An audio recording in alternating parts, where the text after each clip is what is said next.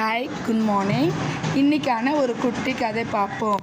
ஒரு பள்ளத்துக்குள்ளே ஒரு பெரிய எலி விழுந்துட்டு எப்படி வெளியே வர்றதுன்னு தெரியாமல் பயந்துட்டே அந்த எலி ஓடி ஓடி போய் ஒளிஞ்சிக்குது. பாவம் இல்லையா அந்த எலிக்கு ஹெல்ப் பண்ணலாம் அப்படின்னு சொல்லிட்டு ஒரு பக்கெட்டில் கயிறு கட்டி அந்த எலி அதில் இதெல்லாம் ஜம்ப் பண்ணி வந்துடும் அப்படின்னு சொல்லிட்டு போட்டோம்.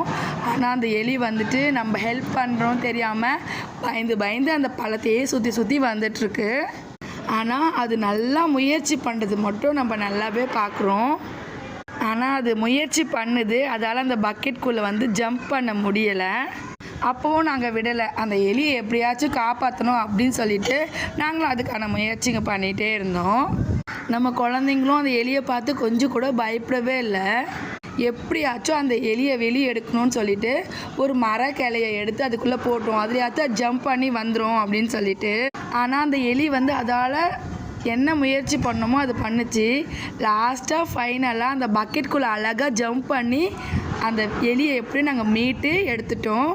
இதோட மாறல் தான் என்ன, கஷ்டத்தில் இருக்கும்போது நம்மளால் முடிஞ்ச ஹெல்ப் பண்ணணும். நம்ம குழந்தைங்களுக்கு ஒரே ஹாப்பி. தேங்க்ஸ் ஃபார் வாட்சிங்.